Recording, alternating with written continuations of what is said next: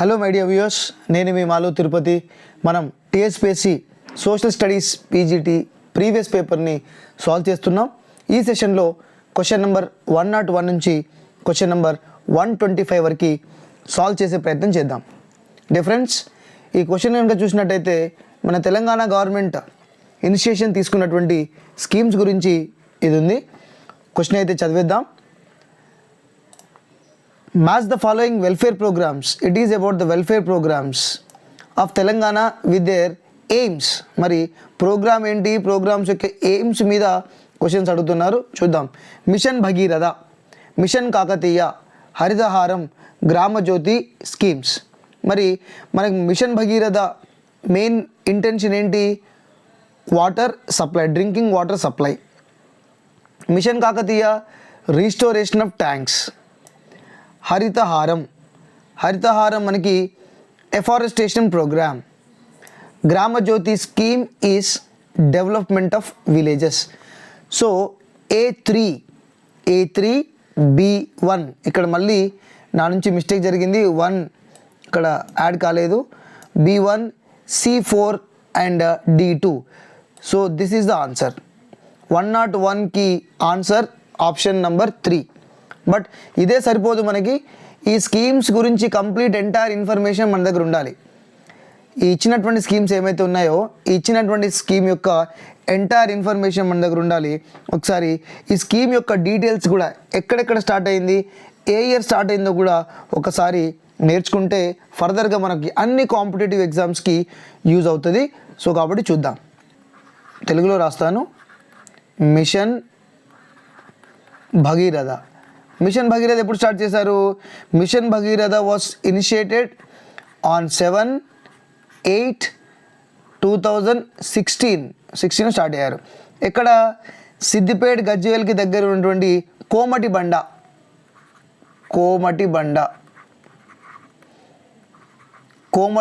దగ్గర ఇది స్టార్ట్ చేశారు మిషన్ భగీరథ. పిఎం ప్రధానమంత్రి గారు కూడా వచ్చారు. పైలాన్ సిద్దిపేట గజ్వేల్కి దగ్గర ఉన్నటువంటి కోమటి బండ దగ్గర మిషన్ భగీరథ. తర్వాత మిషన్ కాకతీయ,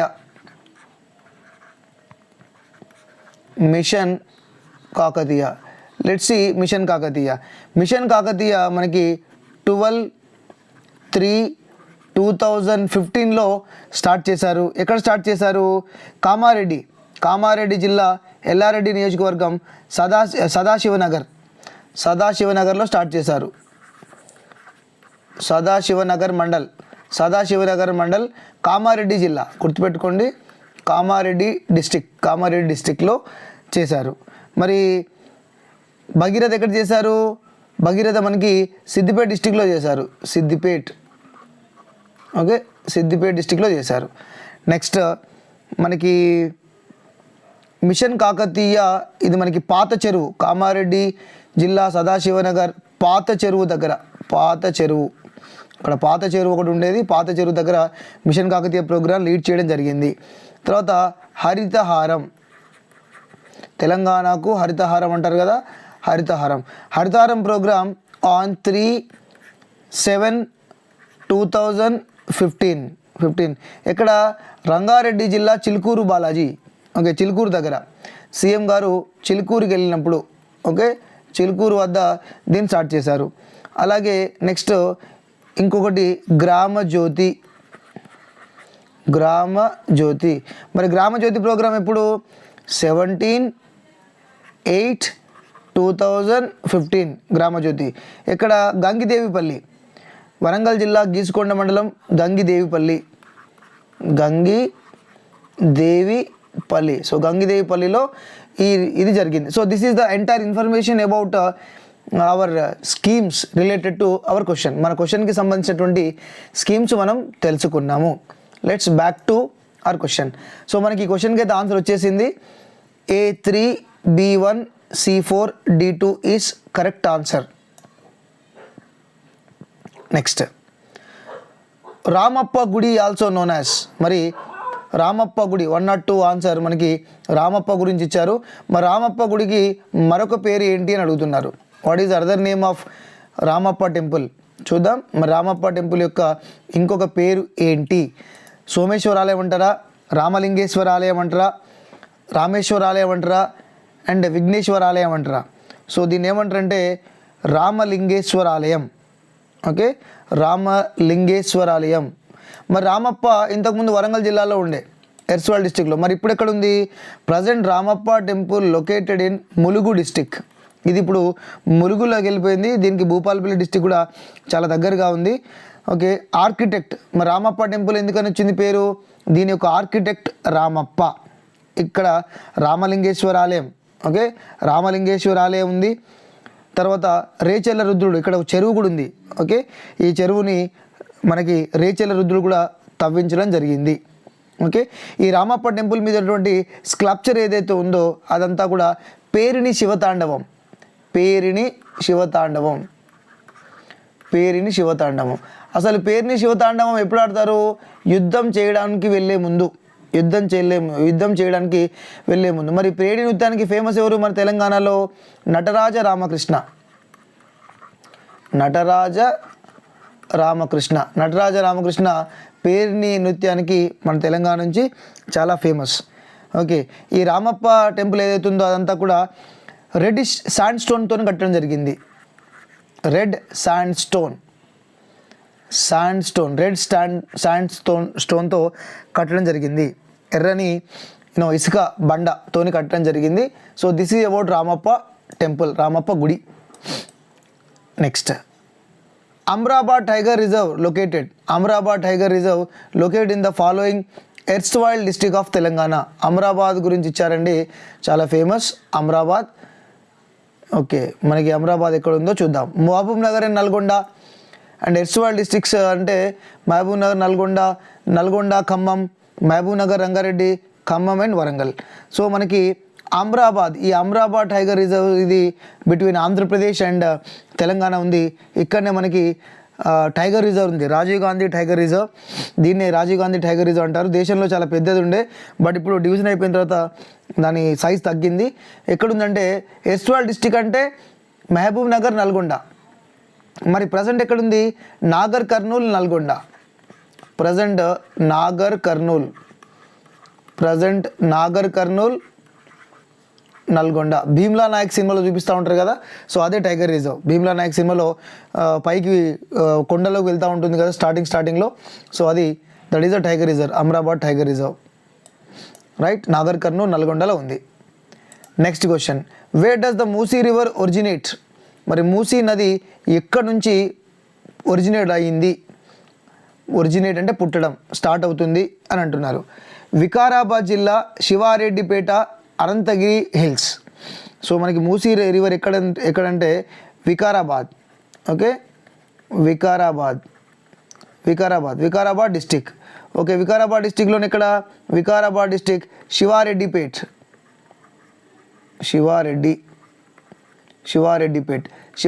దగ్గర ఇక్కడ అనంతగిరి హిల్స్.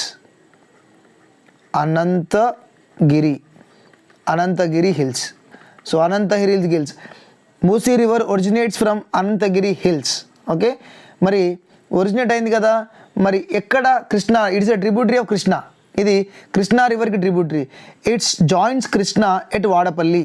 ఇది కృష్ణా రివర్ని ఎక్కడ కలుస్తుందంటే వాడపల్లి, నల్గొండ జిల్లాలోని వాడపల్లి వద్ద కృష్ణా రివర్ని కలుస్తుంది. ఈ రివర్ని Musi river also called as Muchukunda river. Okay, it flows from Vikarabad, Hyderabad, Rangareddy, Yadadri, Suryapet, Nalgonda, Medchal ఈ డిస్టిక్ నుంచి ఫ్లో అవుతూ ఉంటుంది. So this is about Musi river మనకి ఆన్సర్ వచ్చేసింది Ananthagiri hills. Okay, next question మనకి 105. Which erstwhile district of Telangana known for sugar cane production? మరి షుగర్ కేన్ ప్రొడక్షన్ ఎక్కువగా ఎక్కడ ఉంది అని అడుగుతున్నారు. Let's see about the sugar Kane also. Present కూడా చూద్దాం. మరి ప్రజెంట్ షుగర్ కేన్ ఎక్కడ ఎక్కువ పండిస్తున్నారో కూడా మనం చూసే ప్రయత్నం చేద్దాం. మనకి యాజ్ పర్ ద క్వశ్చన్ మనకి ఎక్కువగా sugar cane production Khammam and Nizamabad ఎక్కువ ఉండే మనకి sugar cane production. And now present it is Medak. Present district formation అయిన తర్వాత మనకి మెదక్లో ఎక్కువ. మరి ఈల్డ్ ఎక్కువ వస్తుంది ఎక్కడ వస్తుందంటే Nalgonda. Most of the area Medak, but yield మాత్రం మనకు వచ్చేది నల్గొండ నుంచి. Okay, next question 106. Which of the following is formal source of agriculture credit? Formal credit, informal credit. బ్యాంకుల దగ్గర నుంచి, కోఆపరేటివ్స్ దగ్గర నుంచి లోన్ తీసుకుంటే దీన్ని మనం ఫార్మల్ క్రెడిట్ అంటాము. హయ్యెస్ట్ ఇంట్రెస్ట్కి తీసుకుంటే ఫ్రెండ్స్ దగ్గర కానీ వడ్డీ వ్యాపారస్తులు కానీ తీసుకుంటే దాన్ని ఇన్ఫార్మల్ క్రెడిట్ అంటాం. మరి ఫార్మల్ క్రెడిట్ అంటే ఏంటి? ఫార్మల్ క్రెడిట్ అంటే బ్యాంక్స్ అండ్ కోఆపరేటివ్స్ దగ్గర నుంచి తీసుకున్న దాన్ని మనం ఫార్మల్ క్రెడిట్ అంటాం. ట్రేడర్సు, లెండర్సు, ఫ్రెండ్స్ దగ్గర నుంచి తీసుకునే దాన్ని ఇన్ఫార్మల్ అంటాము. సో 106కి answer 4. Next 107. What is the working capital in agriculture among the following? Working capital మనకి 10th క్లాస్లో నుంచి వచ్చింది మన క్వశ్చన్ ఇది. ఓకే, 10th క్లాస్లో నుంచి రాంపూర్ విలేజ్ అనేటటువంటి క్వశ్చన్ లెసన్లో నుంచి మనకు వచ్చింది. Working capital and physical capital. మనకి వర్కింగ్ క్యాపిటల్, ఫిజికల్ క్యాపిటల్ అంటే ఏంటి? అసెట్స్. ఫిజికల్ క్యాపిటల్ అంటే ఏంటి? అసెట్స్. ఒక బిల్డింగ్ ఉంటుంది, మెషినరీ ఉంటుంది, ఇదంతా కూడా మనకి ఏమంటే అసెట్స్. ఫిజికల్గా అక్కడే ఉంటాయి బిల్డింగ్స్ కానీ ఇవన్నీ అక్కడే అసెట్స్. కానీ వర్కింగ్ క్యాపిటల్ అంటే వర్క్ చేసుకోవడానికి, అప్పటికప్పుడు వర్క్ చేసుకోవడానికి. కాబట్టి working capital pesticides and fertilizers వీటిని మనం వర్కింగ్ క్యాపిటల్ అంటాం. ఫిజికల్గా ఉండవు ఇవి, అంటే ఉన్నప్పటికీ కూడా దీన్ని యూజ్ చేసేస్తాం కాబట్టి ఇవి అసెట్స్ కిందకి రావు. ఓకే, ట్రాక్టర్ ఇది physical asset, threshers physical assets, tube wells and dug wells physical assets. Okay, assets అని చెప్పవచ్చు. సో మనకి క్వశ్చన్ నెంబర్ 107కి answer 3. Next question number 108. Which of the following is an informal source? చాలా క్వశ్చన్స్ ఫార్మల్ ఇప్పుడే చెప్పేసుకున్నాం. మళ్ళీ question వచ్చింది. ఇన్ఫార్మల్ అంటే ఇంతకుముందు చెప్పాను, మనీ లెండర్స్ నుంచి తీసుకోవడాన్ని ఇన్ఫార్మల్ అంటారు. ఇండియాలో 85% of the people they are taking informal loans. ఎందుకు? బ్యాంక్స్ దగ్గర, కోఆపరేటివ్స్ దగ్గర, సెల్ఫ్ హెల్ప్ గ్రూప్స్ దగ్గర లోన్ తొందరగా దొరకదు, చాలా టైం పడుతుంది. బట్ మనీ లెండర్స్ దగ్గర ఇప్పటికిప్పుడు వెళ్తే డబ్బులు అరేంజ్ చేస్తారు. కాబట్టి only 15% population India taking loans from the bank. Rest of the members were depends upon money lenders. Next question 109. Set the following events in the order of sequence chronologically. ఇక్కడ ఇచ్చినటువంటి వాటిని chronologically arrange చేయమంటున్నారు. Telangana regional council, Telangana Prajasamithi, 6 point formula, 610 GO. Okay, Telangana regional council మనకి పెద్ద మనుషుల ఒప్పందం ఎప్పుడు జరిగింది? 1956లో జరిగిన తర్వాత 1958లో టీఆర్సీ ఫామ్ అయింది, తెలంగాణ రీజనల్ కౌన్సిల్. ఓకే, తర్వాత తెలంగాణ ప్రజాసమితి 1969 మదన్ మోహన్ ఫామ్ చేశారు, 1969. 6 పాయింట్ ఫార్ములా ఇక్కడే ఇచ్చాను, 1972. 6 point formula 1973. Okay, 1973 6 point formula. తర్వాత మనకి 610 జీవో ఇంప్లిమెంట్ చేయమని చెప్పి మనకి ఎన్టీ రామారావు గారు 1985లో ఆయన చెప్పడం జరిగింది. మరి చూద్దాం ఒకసారి ఏది సీక్వెన్స్గా అంటే ఒకసారి మీరు అరేంజ్ చేసే ప్రయత్నం చేయండి. సీక్వెన్స్గా ఈ ఇయర్ అయితే క్వశ్చన్ పేపర్లు ఇవ్వలేదు, నేను ఏదో మిస్టేక్లో రాశాను. Okay, 1972 right. ఫస్ట్ మనకి ఏ తర్వాత వెంటనే నెక్స్ట్ బి తర్వాత 1972 అన్నాం కాబట్టి జయాంధ్ర మూమెంట్ వచ్చిన తర్వాత 1972లో వచ్చింది కాబట్టి ఇది C. Next D. So our answer is A, అంటే 1 ABCD ఇవన్నీ సీక్వెన్స్గా ఉన్నాయి, ఇవన్నీ కూడా సీక్వెన్స్గా ఉన్నాయి. Next 110.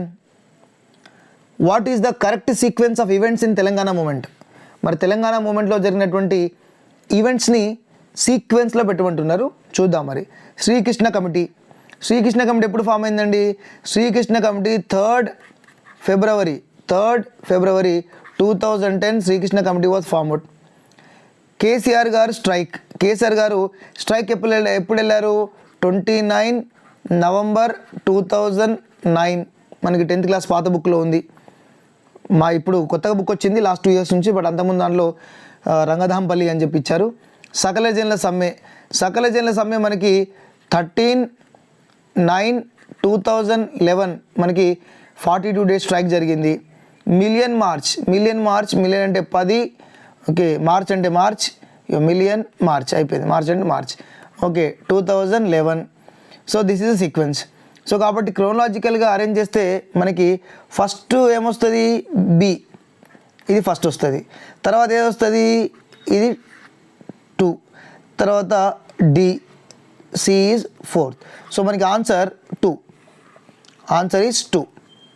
BADC is our answer.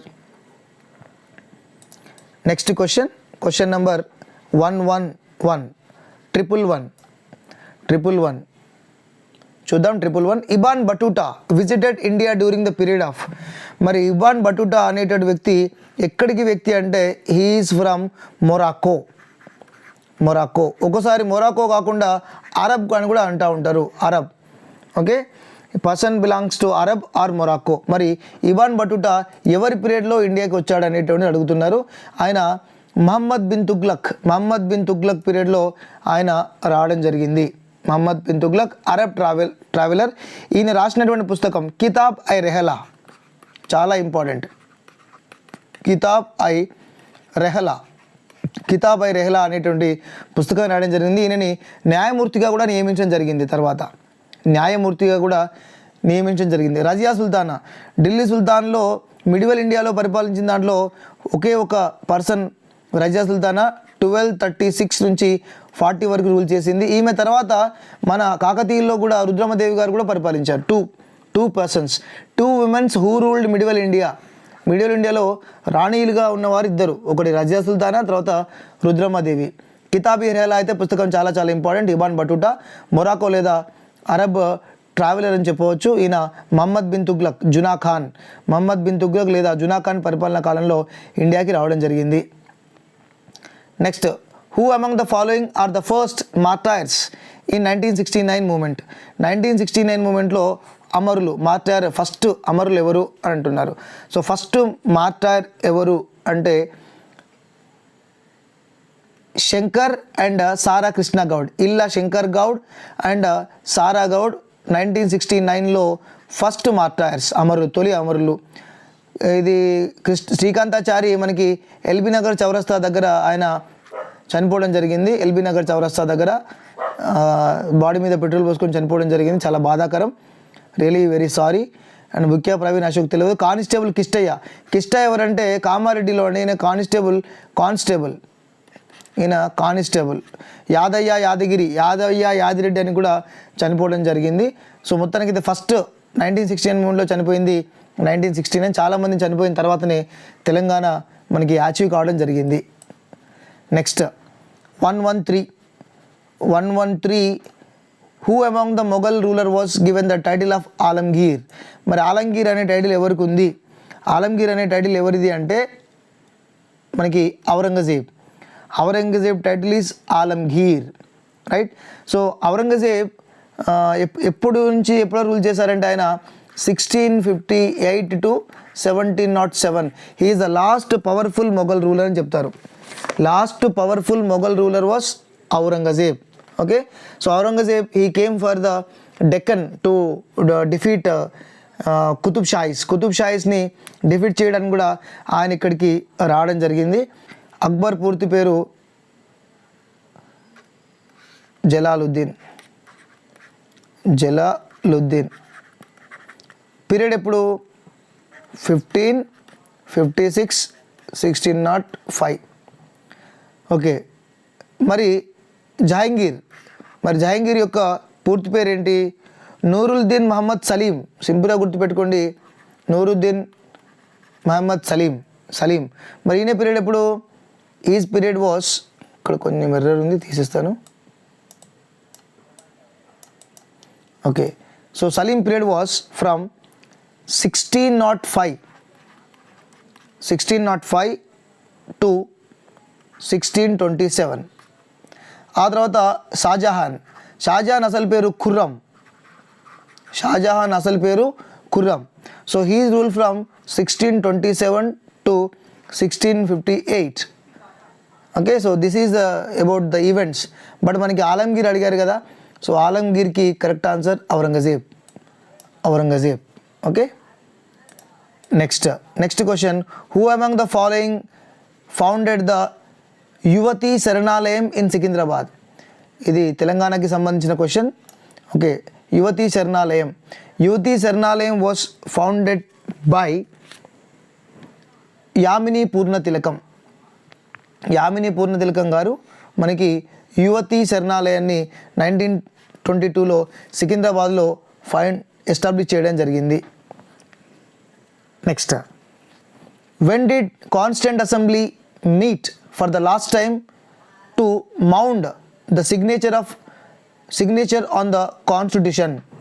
Right, మనకు తెలుసు 1949 నుంచి 1946 నుంచి 1949 1950 వరకు చాలా వరకు సెషన్స్ జరిగాయి.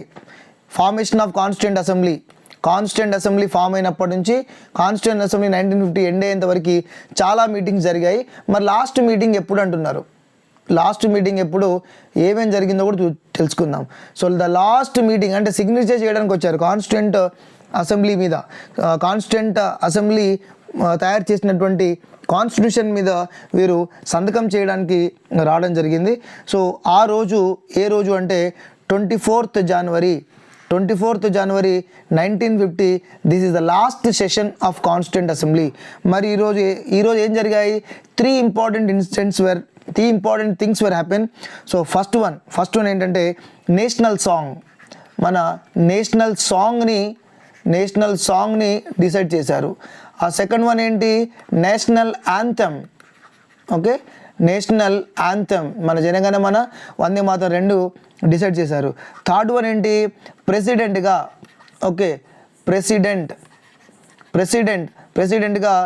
Doctor Babu Rajendra Prasad. Okay, they were elected Rajendra Prasad as first president of India. So Rajendra Prasad గారిని ప్రెసిడెంట్గా వారు ఎన్నుకోవడం జరిగింది. ఇవన్నీ కూడా 24th January 1950 రోజు వారు చేయడం జరిగింది. అంతేకాకుండా these all 3 resolutions were passed. ఈ 3 రెజల్యూషన్స్ ఇంపార్టెంట్ రెజల్యూషన్స్ వాళ్ళు పాస్ చేయడం జరిగింది. Okay, this is about question number 115. Let's see question number 116. Consider the following pairs. కొన్ని పేర్స్ ఇచ్చారు. మరి ఈ పేర్స్కి సంబంధించినటువంటి ఇన్ఫర్మేషన్ పక్కన ఇచ్చారు, వాటిని మనం మ్యాచ్ చేయాలి. గరీబీ హటావో మనకి 10th క్లాస్లో ఉంది. గరీబీ హటావో అనేటువంటి స్లోగన్ ఎవరిచ్చారు? Okay, save democracy. గరీబీ హటావో మనకి కాంగ్రెస్ పార్టీ ఇవ్వడం జరిగింది. ఓకే, స్లోగన్స్ ఆర్ కరెక్ట్ అంటున్నారు. చూద్దాం. గరీబీ హటావో ఇందిరాగాంధీ గరీబీ హటావో ఇవ్వడం జరిగింది. Save democracy Janata party. Land to the tillers left front. Save democracy Janata party. Next Telugu Desam 1983 self respect of Telugus. Okay, గరీబీ హటావో కాంగ్రెస్ పార్టీ ఇవ్వడం జరిగింది. Which pairs are correct? So ఇది కరెక్ట్ అడుగుతున్నారు, అంటే మనం మ్యాచ్ ద ఫాలోయింగ్ అన్నాం. సో మ్యాచ్ ద ఫాలోయింగ్ కాదు, కరెక్ట్ అంటున్నారు. So sorry. సో చూద్దాం మరి ఏది కరెక్టో చూద్దాం. సో గరీబీ హటావో లెఫ్ట్ ఫ్రంటా? తప్పు. Save democracy Janata party, yes correct. Land to the tillers Congress పార్టీయా? కాదు. Okay, Telugu Desam party self respect of Telugu people. So B D correct answer. Match the following కాదు, పేరు అన్నారు. సో ద కరెక్ట్ పేరు అడిగారు.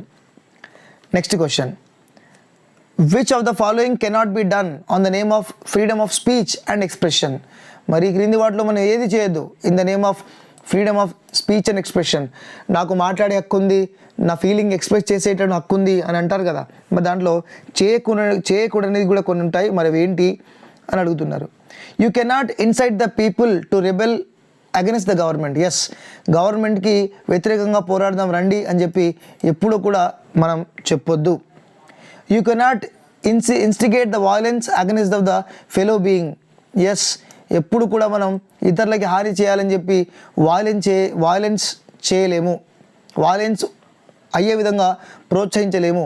You cannot mobilise the people for public meeting. We can, మనం public meeting పెట్టుకోవచ్చు, అక్కడికి రమ్మని చెప్పవచ్చు. You cannot defame others with false allegation and mean things. Okay, అవును, మనం వేరే వారు ఫాల్స్ ఇన్ఫర్మేషన్తో మనం వేరే వారి మీదుగా అలిగేషన్ పెట్టకూడదు. క్వశ్చన్ ఇక్కడ చిన్నగా కెన్ నాట్ బి డన్ అన్నారు. సో ఏది చేయొద్దు, మనం ఏది చేయొద్దు ఇక్కడ. సో నేను కన్ఫ్యూజ్ అయ్యాను. సో ఏది చేయొద్దు అంటున్నారు. ఏమేమి చేయొద్దు? ఏ చేయొద్దు, బి చేయొద్దు, డి చేయొద్దు, ఈ 3 చేయొద్దు. But you can do this. So మనకి ఆన్సర్ సి ఒకటి కరెక్టే, మిగతాది ఇవి చేయకుండానే కాబట్టి సి చేయొచ్చు, మిగతా చేయకూడదు కాబట్టి మన answer ABD only. ABD only, this is the answer. Very very important. నేనే కన్ఫ్యూజ్ అయ్యాను, సో జాగ్రత్త. క్వశ్చన్ అందుకే క్లారిటీగా చదవాలి. Next 118. Consider the following statements regarding the Indian secularism. Indian secularism మీద క్వశ్చన్ అడిగారు. మనకి ఫండమెంటల్ రైట్స్లో సెక్యులరిజం మీద ఆర్టికల్ నెంబర్ 25 to 28, సెక్యులరిజం మీద ఆర్టికల్ నెంబర్ 25 to 28 మనకి సెక్యులరిజం మీద క్వశ్చన్స్ ఇచ్చారు. చూద్దాం ఒకసారి. There is no official religion. Yes, మన ఇండియాకి అఫీషియల్ రిలీజన్ లేదు. All people have the freedom to profess and practice the religion. Correct, అందరూ తనకు నచ్చినటువంటి దేవుణ్ణి పూజించవచ్చు. State can interfere the matters of the religion to ensure equality. Yes, state religious మ్యాటర్లో involve అవ్వదు, బట్ ఈక్వాలిటీని ఎన్ష్యూర్ చేయడానికి ఇన్వాల్వ్ అవుతుంది. అండ్ అప్పుడప్పుడు రిలీజన్ పేరు మీదుగా వాయిలెన్స్ జరిగినా కూడా స్టేట్ ఇన్వాల్వ్ అవుతుంది. There cannot be any discrimination on the basis of religion. Yes, based on the religion మీద ఎవరిని కూడా డిస్క్రిమినేషన్ చేయడం ఉండదు. సో ఏమన్నారు ఇక్కడ కూడా కరెక్ట్ అంటున్నారు. ఆల్ ఆర్ కరెక్ట్, ఏబిసిడి ఇవన్నీ కూడా మనకి కరెక్ట్ స్టేట్మెంట్సే. Question number 119. Consider the following statement related to the anti defection. Party ఫిరాయింపు అంటారు, ఒక పార్టీ నుంచి ఇంకో పార్టీకి వెళ్ళడం, జంపింగ్ జపాంగ్స్. సో ఇది మనకి కాన్స్టిట్యూషన్లో ఉన్నటువంటి 10th షెడ్యూల్లో ఇచ్చారండి. 10th షెడ్యూల్లో దీని గురించి ఇచ్చారు. చూద్దాం స్టేట్మెంట్ చూద్దాం. Okay, it was passed by the parliament in 1986. 1986లో పాస్ కాలేదు. It is passed in 1985 as per the 52nd amendment. దీన్ని మనం 52nd అమెండ్మెంట్ అంటున్నాం. సో 1985లో. సో ఏ తప్పు కాబట్టి ఏ ఉన్న ప్రతిదీ తప్పే. Next, MPs and MLAs and MPs can be disqualified if the member shift to other party after getting elected from one party. Yes, ఒక పార్టీలో నుంచి గెలిచి ఇంకో పార్టీలోకి వెళ్తే వాళ్ళు డిస్క్వాలిఫై అవుతారు. ఉదాహరణ చూద్దాం. ఏ అనే పార్టీ ఉందనుకుందాం, బి అనే పార్టీ ఉందనుకుందాం. ఏ అనే పార్టీలో 10 మెంబర్స్ కనుక ఉంటే ఈ 10 మెంబర్స్లో నుంచి 2 మెంబర్స్ కనుక లేదా 3 మెంబర్స్ కనుక వెళ్ళారనుకోండి, వాళ్ళు డిస్క్వాలిఫై అయిపోతారు. బట్ 10 మెంబర్స్లో 6 మెంబర్స్ కనుక ఈ పార్టీలోకి వచ్చారనుకోండి, వీరికి డిస్క్వాలిఫికేషన్ అనేటటువంటిది ఉండదు. ఎందుకంటే 1/3 అంటున్నా, 1/3 కంటే 1/3 మెంబర్స్ వస్తే వారికి డిస్క్వాలిఫికేషన్ ఉండదు. It does not apply if 1/3 elected members defect to other party. సగం కంటే ఎక్కువ మంది ఒక పార్టీ నుంచి ఇంకో పార్టీకి వస్తే వాళ్ళ డిఫెక్షన్ ఉండదు. వీళ్ళు వచ్చేసారు, సగం కంటే ఎక్కువ వచ్చారు, 1/3 వచ్చేసారు. సో కాబట్టి వారికి డిఫెక్షన్ ఉండదు. 10 మందిలో ఉంటే ఒక్కరు వచ్చినా 2 వచ్చినా వారు డిస్క్వాలిఫై అయిపోతారు. కాబట్టి చాలామంది భయపడిపోతారు. ఒక పార్టీ నుంచి ఇంకో పార్టీకి వెళ్తే మళ్ళీ నా ఎమ్మెల్యే, నా సభ్యత్వం పోతుందేమో, నా మెంబర్షిప్ పోతుందేమో. అందుకనే చాలామంది ఏ పార్టీలో ఉంటే ఆ పార్టీలోనే, ఏ పార్టీకి గెలిస్తే ఆ పార్టీలో ఉండాలి. వెళ్ళాలనుకుంటే చాలామందితో కలిసి వేరే పార్టీలోకి వెళ్ళాలి, లేకపోతే వారు డిస్క్వాలిఫై అయిపోతారు. The decision to disqualify members rest with the high court and supreme court. వీళ్ళని డిస్క్వాలిఫై చేసేది హైకోర్ట్ అండ్ సుప్రీంకోర్ట్ కాదు, ఎలక్షన్ కమిషన్. సో మనకి కరెక్ట్ ఏంటి? B and C both are correct. So B and C are the answers.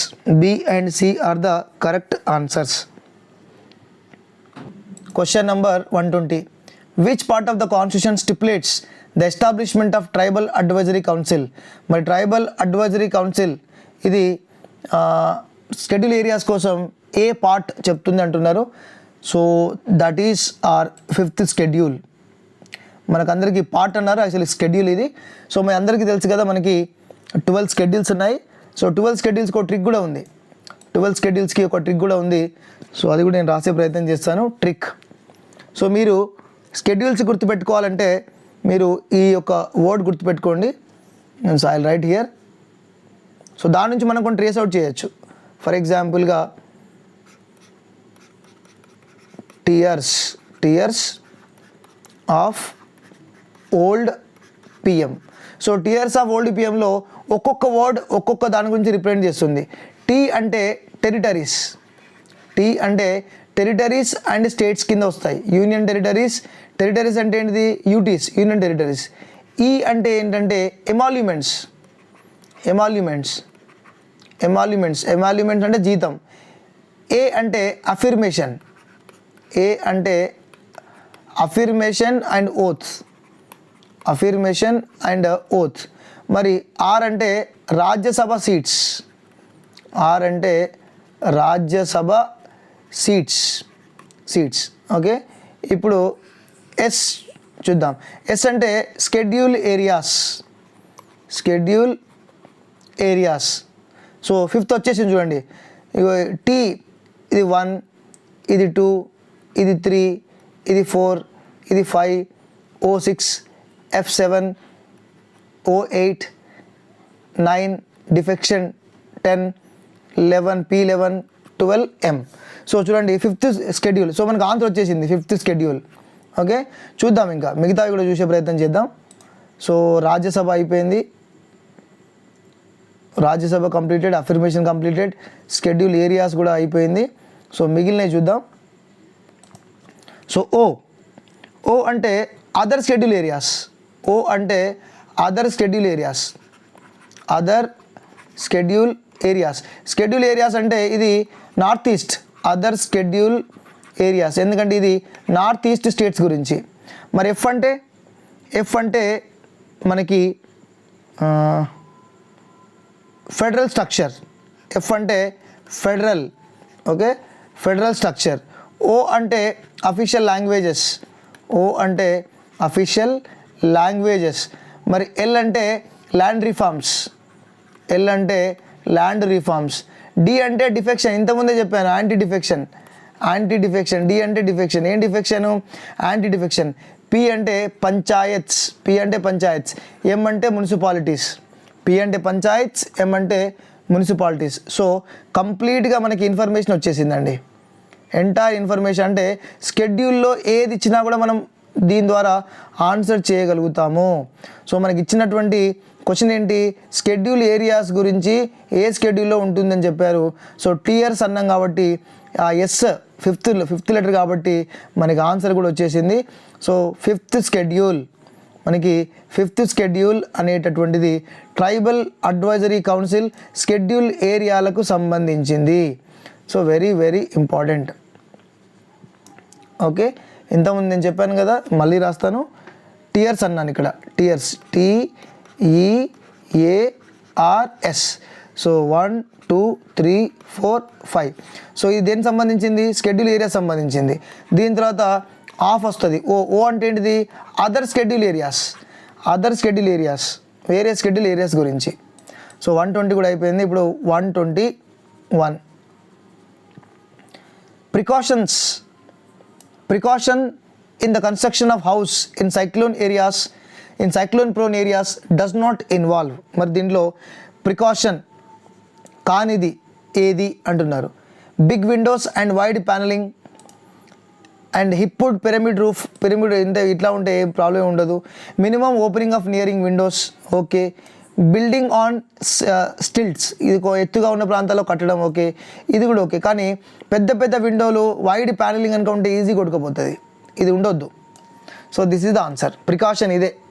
Okay, big windows and wide panelling does not, ఇట్లా ఉండొద్దు. పెద్ద పెద్ద విండోలు అంటే తొందరగా గాలి వస్తాయి, తొందరగా వరదలు వస్తాయి, కాబట్టి ఇలా ఉండొద్దు. So 121 answer is 1. తర్వాత 122. Consider the following statement related to the Bathukamma celebrations. Bathukamma celebrations గురించి ఇచ్చారండి. ఇట్స్ ఎ ఫ్లోరల్ ఫెస్టివల్, ఇది పువ్వుల పండుగనట. Yes, A is absolutely correct. A correct కాబట్టి ఇక్కడ ఏ లేదు కాబట్టి ఇది తప్పే, ఇది తప్పే. సో మనకి 1 అన్న 3 అన్న ఆన్సర్ కావాలి. Bathukamma involves dance and songs. మరి బతుకమ్మలో డ్యాన్స్ అండ్ సాంగ్స్ ఉంటాయా? బతుకమ్మలో మనకి ఎస్, ఆడుతూ పాడుతూ రిథమిక్గా వేస్తూ ఉంటారు కదా. గౌరమ్మ ఇది representation of goddess Lakshmi. Gauramma Lakshmi వేరు వేరు. గౌరమ్మ లక్ష్మి మనకి వీరు, గాడెస్ బతుకమ్మ మనకి వేరు వేరు. Flowers used in Bathukamma purify the water bodies. మనకి బతుకమ్మలో నిమజ్జనం చేస్తాం కాబట్టి అవి వాటర్ని ప్యూరిఫై చేస్తారని నమ్మకం ఉంది. So A B D right answer. A B D మనకి correct answer. Next 123. Chandampet festival Medak district is very famous for. ఇది మనకి గ్రూప్ 2లో కూడా వచ్చింది.